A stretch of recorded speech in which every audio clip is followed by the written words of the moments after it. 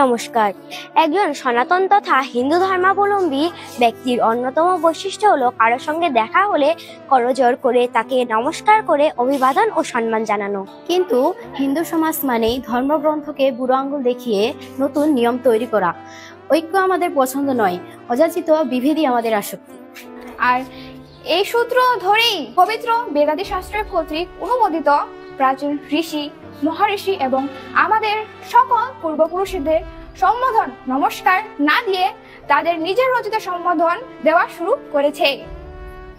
শুধু তাই নয়, তাদের অনেকেই উল্টো নমস্কার প্রদানকারী সাধারণ হিন্দুদের জিজ্ঞাসা করেন, আপনারা কেন নমস্কার দেন? নমস্কার না বলে এই অমুক সম্বোধন ব্যবহার করুন। প্রথমেই জেনে নিই নমস্কার সম্বন্ধে কিছু তথ্য। বেদাদি শাস্ত্রের মুদ্রা হলো হাতের বা দেহের বিশেষ একটি অবস্থান। নাট্যশাস্ত্রে 24 প্রকার মুদ্রা বর্ণনা করা হয়েছে। 2 হাত জোর করার এই বিশেষ মুদ্রাটির নাম হলো অঞ্জলি মুদ্রা। এটির দুটো ব্যবহার। কাউকে দেখলে অভিবাদন জানাতে যখন এটি ব্যবহার করা হয় তখন একে বলা হয় নমস্কার। দ্বিতীয়ত, সন্ধ্যা উপাসনার শেষ ধাপে যখন ঈশ্বরকে উদ্দেশ্য করে এই মুদ্রা করা হয় তখন একে বলে প্রণাম আসন। মূলত শব্দটি হলো নমস্তে, যার বাংলা রূপ হলো নমস্কার।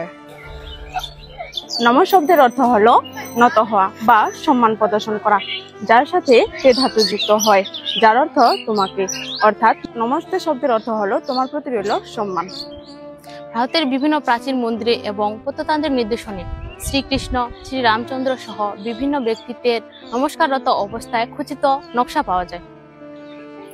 আপস্তম্ভ ও বৌধায়ন সূত্রে অভিবাদনের নিয়ম অনুসারে নমস্কার দেওয়ার কথা পাওয়া যায়।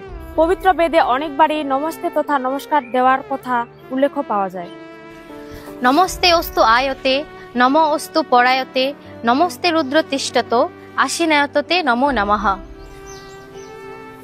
হে রুদ্রদেব, আপনাকে আসতে যেতে উঠতে বসতে সব স্থিতিতেই আপনার প্রতি আমাদের নমস্কার। অভিবাদন রূপে নমস্কার প্রদানের উদ্দিষ্ট উদাহরণ হিসেবে যজুর্বেদের 16 অধ্যায়ে 32 নং মন্ত্রে বর্ণিত আছে। নমস্কার জ্যেষ্ঠদেরকে, নমস্কার কনিষ্ঠদেরকে, নমস্কার উচ্চবিত্ত, মধ্যবিত্ত, ধনী, গরিব ও জ্ঞানী, স্বল্প জ্ঞানী সকলকেই নমস্কার। অর্থাৎ এ থেকে আমরা জানতে পারি যে নমস্কার এমন একটি অনন্য অভিবাদন যাতে ধনী, গরিব, ছোট, বড়, শিক্ষিত, অশিক্ষিত কোনোই ভেদ নেই, যে কেউ এটি যে কাউকে দিতে পারে। আমাদের পূর্ব ঋষিগণ সকলেই নমস্কার ব্যবহার করতেন। শ্রীরাম, শ্রীকৃষ্ণ সকলেই নমস্কার ব্যবহার করে অভিবাদন জানাতেন। পরিশেষে এ কথাই বলবো, নিজের রচিত ভ্রান্ত নিয়মাবলী বেড়াজাল ভঙ্গ করে শাস্ত্র অনুযায়ী জীবন পরিচালনা করা শ্রেয় নয় কি? স্বয়ং বিচার করুন।